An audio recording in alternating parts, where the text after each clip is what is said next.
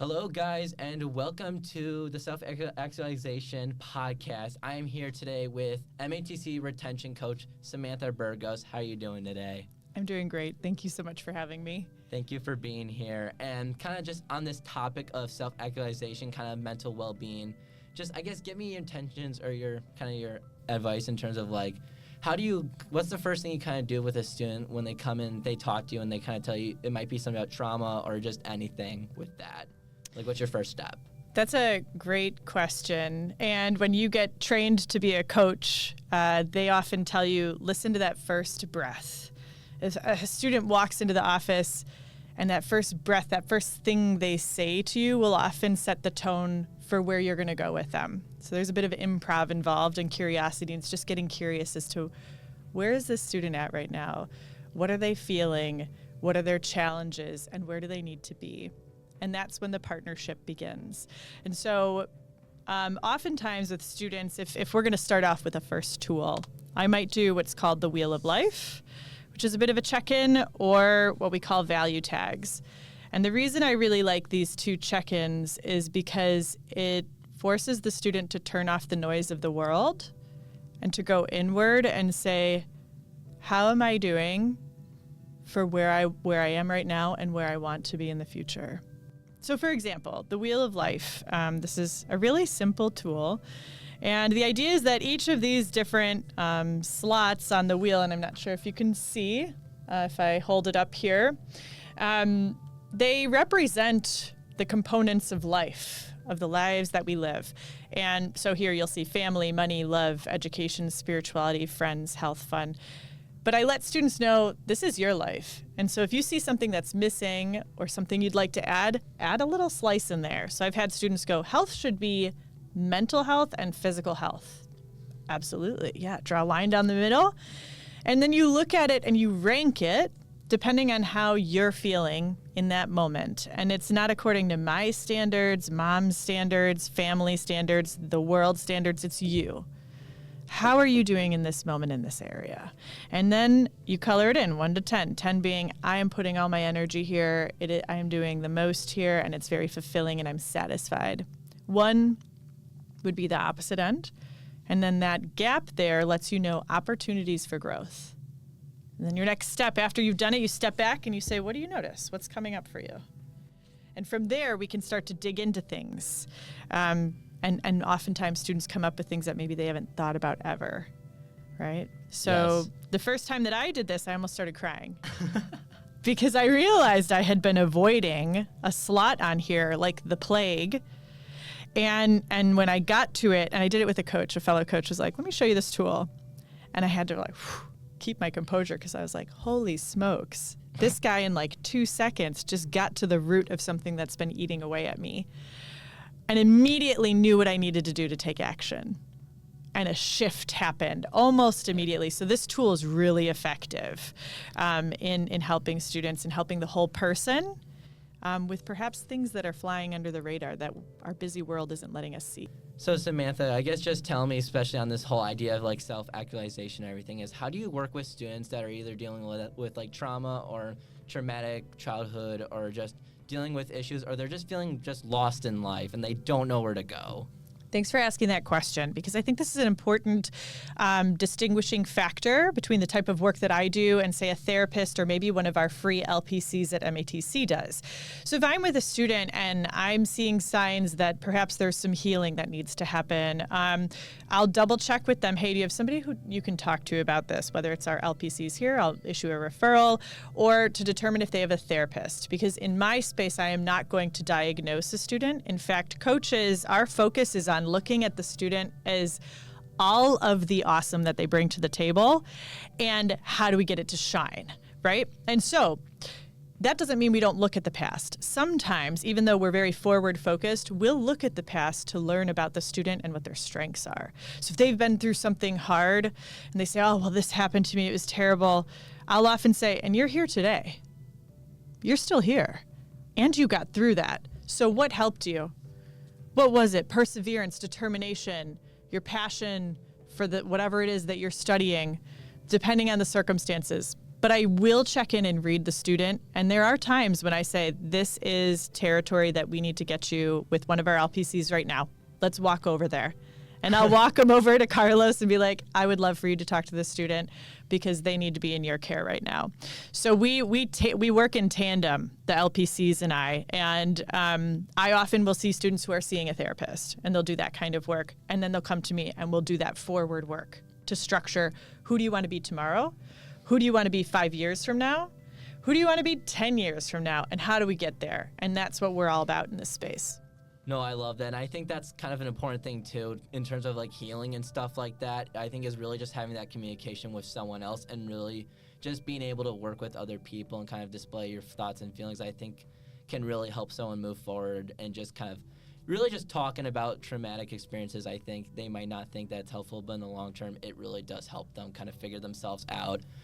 Is there a really quick story that you have with, like, a student example, if you're allowed to talk about that? So I can't give student names, Okay. right? And the identifying factors I can incorporate here and make it kind of general. But Okay, that's fine.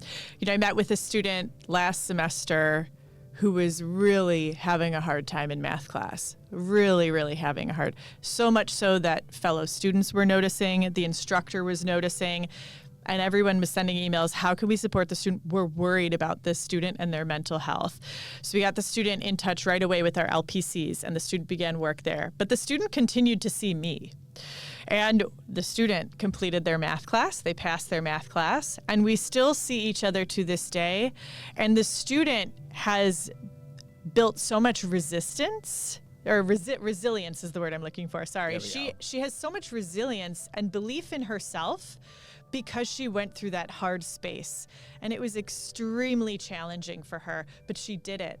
And her belief in herself is that much more powerful because she saw herself and witnessed what her power and what her work and her investment in herself has done to get her to be this stronger version of herself. So I see, Samantha, you brought some books over here about just coaching, and it looks like some good mental health books.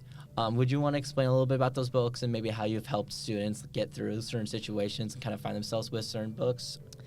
Yeah, absolutely. I think something that happens when you study and become a coach is that your growth mindset becomes just absolutely wild. And so I'm constantly reading and constantly looking for the latest research on how to best support students and how to build resilience within students, because that's often what we're looking for.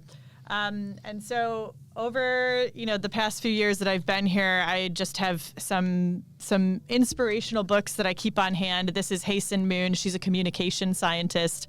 One of my favorite things that she says is that when somebody's complaining in front of you, right there, you know how people come into a space and they complain. It's to challenge yourself to listen to what is their value that isn't being honored. Right? So if somebody's like, ugh, those students, they're always late to class. It's driving me crazy. What do they care about? They care about being respectful of people's time.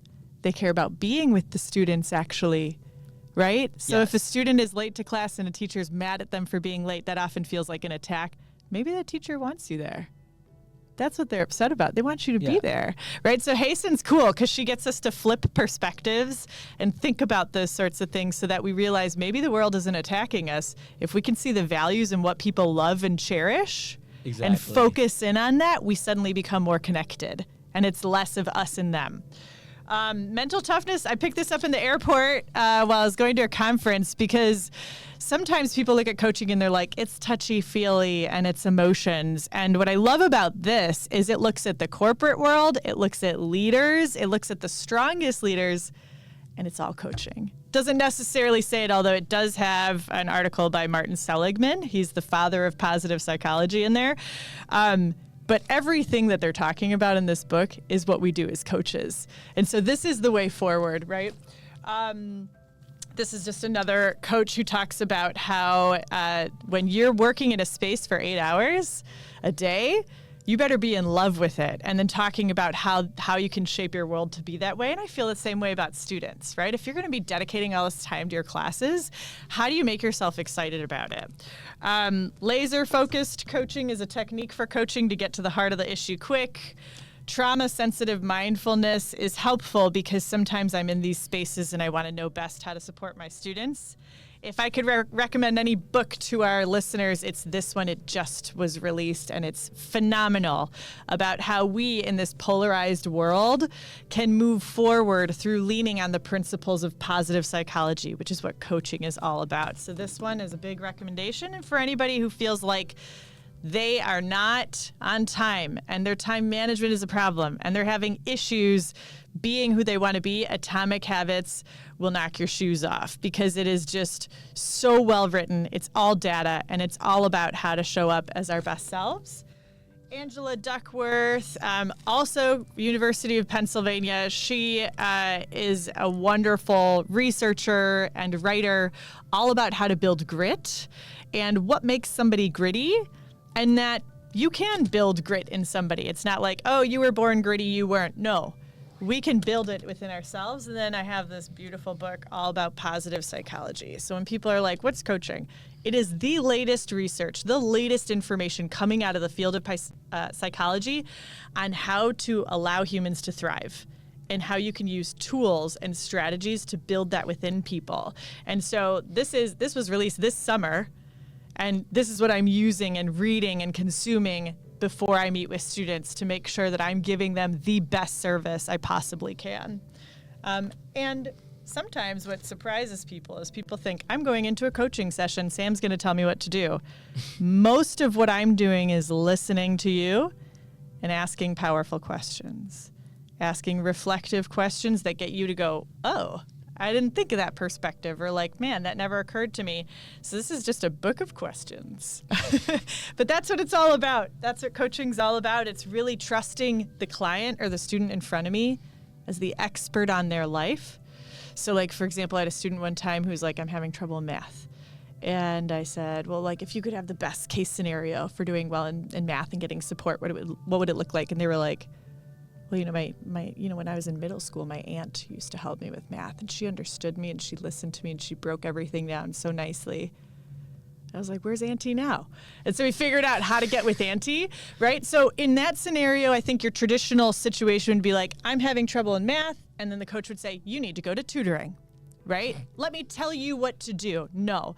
Yeah. In my space, I'm looking at you, and I'm like, what works for you? You're the expert. You know what feels good, what feels right, what it needs to be. And so I'm going to ask you. And then we might dig something out of the back of your brain from middle school about your auntie helping you with math. And then, yeah, that's the way forward. Well, that's all the time we have for today. Thank you once again, Samantha.